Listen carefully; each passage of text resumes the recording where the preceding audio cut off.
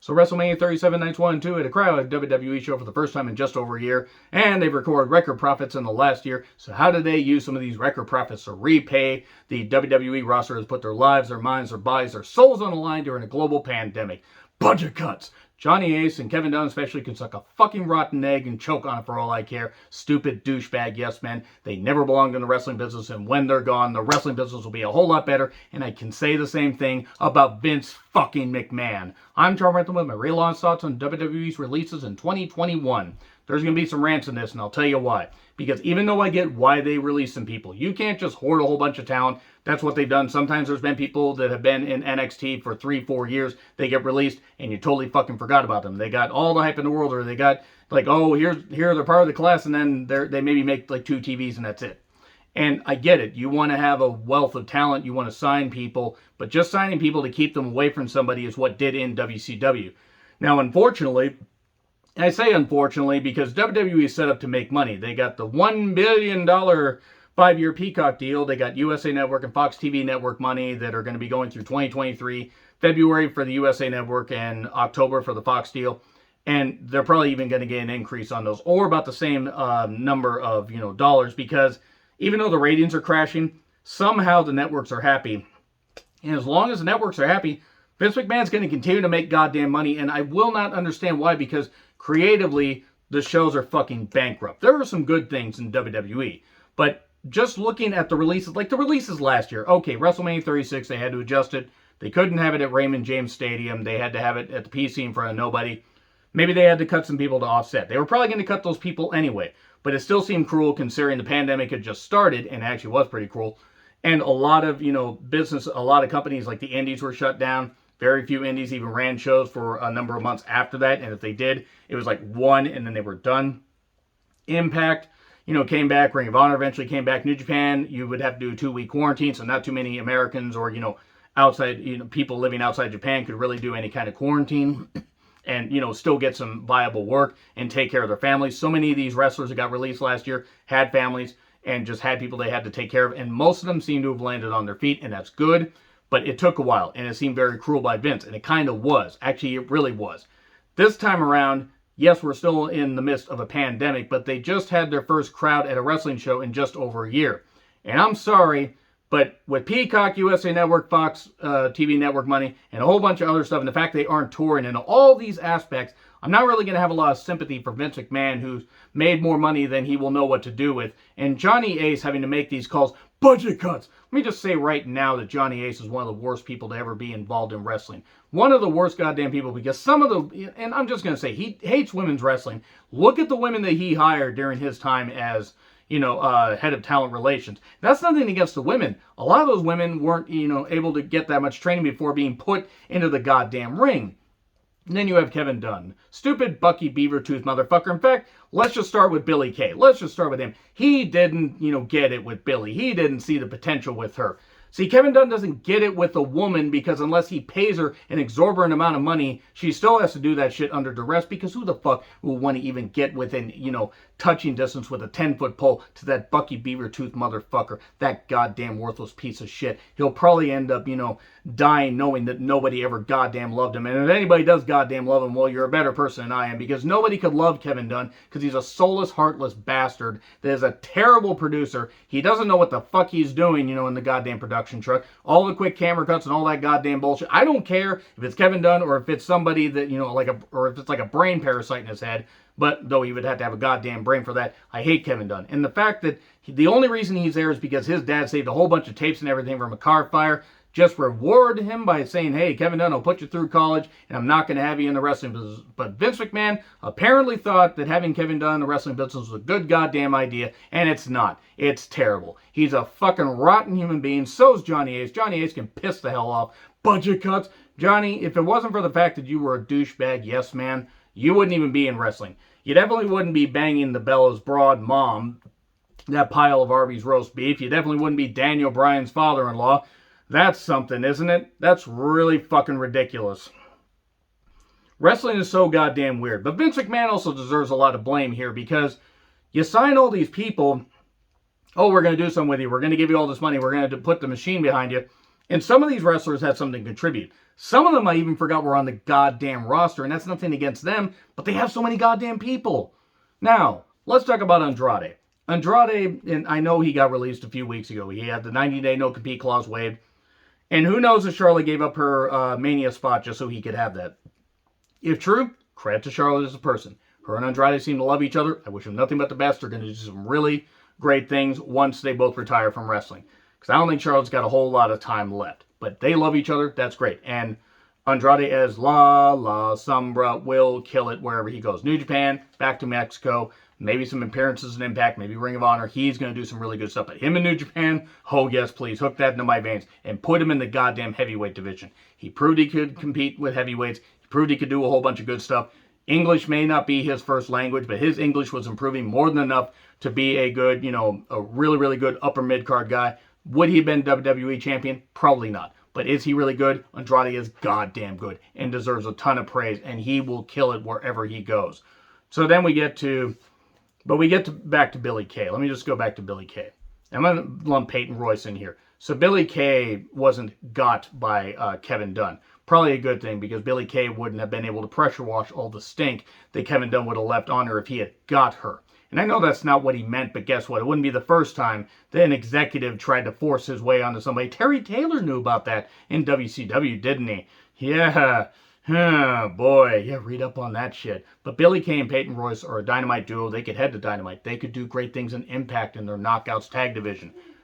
Billie is not the best wrestler in the world. I admit that. But Billie is a great character. Billie has a nice big boot that she can hit as a finish. She is good in the ring for what she is, but she's a great personality. Peyton also has a great personality, trained by Lance Storm. Peyton is really goddamn good, and I love Peyton Royce. I absolutely love Peyton Royce. I think Peyton Royce is a great performer. And if they both stick together, travel together, I'd like to see what they can do. If Billie, for whatever reason, wants to leave wrestling, I wish her nothing but the best, but I think her and Peyton can make a really good killing. I know that some people didn't like the Iconics act. I did. And here's why I like the Iconics act. Because while it was the Mean Girls thing, and it was like, just an Aussie, oi one, even though it was just them being bitchy and everything, it worked. It really worked because they were just so, they were hilarious to me. And I get why some people didn't find them hilarious, but I did. I think they should have held the tag team championships a whole lot longer, the women's tag titles. Hell, they might as well have held the men's tag titles for all those were worth. But those two women in particular are really goddamn good. I love Billie Kay. I love Peyton Royce.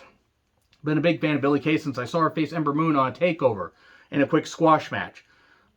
Billie has impressed me since then. Peyton has impressed me. These two women really can kill it anywhere they go. And I'm not trying to write a check for them or say hey, this is where they need to go. Wrestling companies need to figure out who they can bring in, who they cannot bring in. But if you don't, blow up Billie Kay and Peyton Royce's phones, at least for a short run, it's a crime. Impact and AEW especially. I don't think they're ever going to go to Japan, but both of those two women, they're going to kill it. They're absolutely going to. I'm big fans of them, and I'm very sad for Billie, because Billie was just at WrestleMania, and she actually got a pinfall victory over Naomi. It's like, oh, maybe they're going to have her and Carmella, and they gave up. And I don't know if they're going to have more releases. If they have more releases, I'll do a second video. But Peyton Royce and Billie, they're going to do some great shit. Mickie James. Now, Mickie James hadn't been used all that much. She got used on the TakeOver Stand Deliver panel. Mickie will make some appearances in NWA, maybe a few appearances, maybe back in Impact, who knows, maybe in AEW. Mickie may want to go be with her family. I mean, she still can perform well in the ring, but she did come back from an ACL injury. It may not be age, it may just be her being done. And that's fine. But I think she should make some appearances, team up maybe with her husband, Nick Aldis, who's an NWA, the current NWA champion. Mickie, I think, can make some more appearances. She's probably more than likely done very soon, but she is a very good talent and would be a big boom, even short term, for anybody that signs her. Chelsea Green, injury bug bit her, didn't really let go. She did what she could. If she goes to Impact, be with her husband, Zack Ryder, Matt Cardona. He could do some good stuff with her. They could be a good duo. She could be a boost for the women's division in AEW. They need a lot of women there because they got rid of Eva Lise. That was good, because when eventually, and I'm just going to go a little sidebar here, with Eva Lise, sure, you might, have a problem with some people, or maybe people might have a problem with you, and maybe they, have it out for you. When every company gets rid of you because of attitude problems, maybe you're the problem. But Chelsea Green, if she can stay injury-free, she's going to do some good stuff. Tucker, I hope Tucker does some good stuff. I don't know what Tucker's really good. Tucker's really good in the ring. I just don't know what the fuck he can do. Like, seriously, I don't know what the fuck Tucker can do.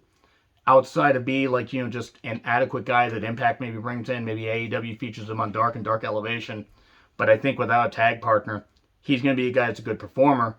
But unless he can, bring out that personality, I don't know what else he can really do. Nothing against the guy. I really thought they broke up Heavy Machinery way too soon. Even though I didn't really care for the act, I don't understand why they broke them up.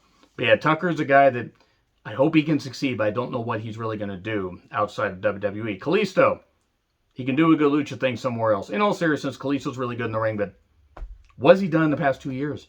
What's he done? I can't name it. Last time I remember him doing anything was winning the Cruiserweight Championship in 2017, that ill-fated feud with Enzo. Wesley Blake, another guy I totally forgot about. Totally forgot about him. Nothing against him. But I just totally fucking forgot that Wesley Blake was even with the company. Apparently him and his wife are expecting their third kid. And I hope he can find work so he can take care of his family. Mojo Rawley. Hands up if you forgot Mojo Rawley was in the company. He's good in the ring for what he is. I mean, he's a mid-card act, but he can do some good stuff. But what else can he really fucking do besides be a fine mid-card heel babyface? Just don't put the weird blue veiner shit on his face. Just don't do any of that. Mojo Rawley is really, really energetic, but I don't know what else he can do outside of being kind of like maybe Zack Ryder, Kurt Hawkins, Brian Myers in Impact. I don't know what he could do on a big stage. I don't see him doing that much in AEW. In Impact, sure. He could be somebody that could, maybe reinvent himself a little bit. Bo Dallas is one where I actually forgot that he hadn't wrestled in just over a year. It was at the Saudi show in 2019. I believe he was part of the B Team, go, go, go. And look, Bo Dallas apparently is prepared for life outside of wrestling. That's probably smart. I liked Bo Dallas. As far as Bo Lee, and I believe in Bo and that, but what else could he do? What else could he really do? Apparently him and Liv Morgan live on a goddamn farm. If he landed Liv Morgan, good for him. All right. The big one, Samoa Joe. Let me just say about Samoa Joe that I get why they didn't put the WWE title on him. I think they should have, but if you dive a little deeper into it, he had concussions. They wouldn't clear him. He wrestled a hard style in Ring of Honor, in TNA, and he wrestled that for years and years and years. He wrestled a hard style in WWE, and by the time he came there, he was older, he was beat up. He was still good in the ring, and he delivered really good matches. The matches he had with Balor, even though the feud got stretched out way too goddamn long, wider than most of my exes, but I digress. Samoa Joe did have some good stuff on the main roster, but by that feud with 2018, with AJ in 2018, that was all he did. That was it. Nothing else that AJ did would really, or nothing else Samoa Joe did outside of the stuff he did with AJ was really going to matter. And that's a shame because Samoa Joe still had something, but every time it seemed like they were going with him, he got cut down with injuries. Whether it was, like torn tricep or something, or just concussions. In the hard style he wrestles, he apparently, asked for his release, was granted his release because WWE wouldn't clear him. He's 42, and I don't mean to be ageist. He could go into New Japan, and him versus Ishii would be funny, fine, and him versus Suzuki. But if he's got that many injuries, he really thinks strong style is going to succeed. That kind of style is going to, be good for his long-term health. He's only got maybe a couple years. He could make an appearance in NWA. Maybe, I don't know if he's going to go back to Impact. He might. I don't think so. AEW would be a likely landing spot for him. But they already don't utilize enough talents that are injury-prone and older. What good is Joe going to do outside of maybe a few marquee matches? But if he gets injured again, if the injury bug has bit him and he won't let go, what the fuck are you going to do? Really can't do anything. Those are my thoughts on the list. But I want to say once again, Johnny A is saying budget cuts. It's a corporate line and everything, and I get it. But if they're recording record-breaking profits, it's not budget cuts. You're just being cruel goddamn assholes, and you're just saying, hey, thanks for basically, putting your lives on the line during a global pandemic, even if you just traveled out for our shows a few times, during it. Or in the case of Bo Dallas, hey, sorry, we kind of Iron Sheik'd you in WCW, so we're going to release you. The fact that they released Billie Kay and Peyton Royce was criminal. Chelsea Green, she kept getting injured, so I get it. I mean, I do feel for her, and I hope that she can succeed. But it's like when they, they got rid of her. When they got rid of when they got rid of Mickey, I got it. When they got rid of the Iconics, I was so disappointed. I'm not wishing for anybody to lose their jobs, but here's what I'm going to close with. You kept Jackson Riker, who has no benefit to the goddamn company, and even if you put his problematic, insurrection supporting, Trump supporting bullshit to the side, what has he contributed to WWE? They were part of the Forgotten Sons, a goddamn stable that never went anywhere. They were, then Blake and Cutler basically they ended up getting cut. But, ironically, Cutler, if you will, haha. But honestly, Riker is the one that's left. Why? What benefit does he have? He wasn't really all that good in Impact. That feud with James Storm in 2014 was the best thing that he did. It was 7 goddamn years ago. The guy's, and not to be ageist again, but the guy's got to be near 40. Like, really, you want to invest in this guy? Yeah, he may look impressive and everything. That proud boy, driven physique. Why the hell do you want to keep him? Braun, I get, because he's a big guy. But Riker, what has he done that exactly, it's like, what has he done? What has he done that has exactly warranted having any protection, and they shouldn't have just maybe cut him even before those tweets? Because he wasn't doing anything. And then, let's look at a few other people. Shall we? Just like so many, you look at so many on the goddamn roster. Like you look at some people in the 24/7 championship picture. You look at like some legends they could get rid of. I'm sorry, do you need Booker T on the goddamn kickoff panel? No. Do you need Lawler on the kickoff panel? No. Do you need JBL on the kickoff panel? No. You don't really even need the goddamn kickoff panels.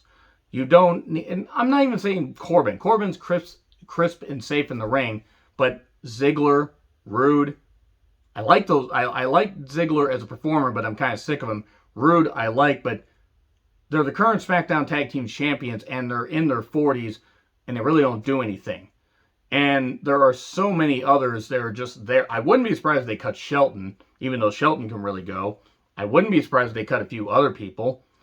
But they keep Riddle. Let's keep Riddle, problematic motherfucking Riddle. Let's keep Jordan Devlin. Let's keep people like that. Let's keep Velveteen Dream. Velveteen Dream, which, it hasn't been proven. It actually fucking has, and he found a goddamn loophole. And here's the thing. Velveteen Dream deserves to be fucking shit canned, especially for that. You don't do that shit regardless of what your age is. If you are over a certain age, you don't do that with children. You fucking sick freak. And he deserves to be, and I'm not talking quietly released. Not like Lars Sullivan. You need to make it a public thing. You need to release him, and then people need to do videos and celebrate. That guy had the whole damn world in his hands, and what the fuck did he do? He fucking blew it.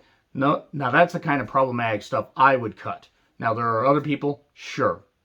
But in all honesty, they have to find a way to stop hiring so many people, because they hired a whole bunch of people, a whole bunch of women and a whole bunch of men that they're going to just, use in NXT and everything, or maybe not use at all. They got to put a hiring freeze on and just settle down until the pandemic passes, and then you can hire some more people. Because otherwise, all you're doing is just changing out, spare parts for newer spare parts that are just going to become old spare parts like really goddamn quick. They're just going to become old and worn down just sitting there.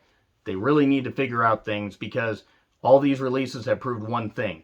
WWE is a business, and I get why they release some of them, and I get why they release Mojo and so many others.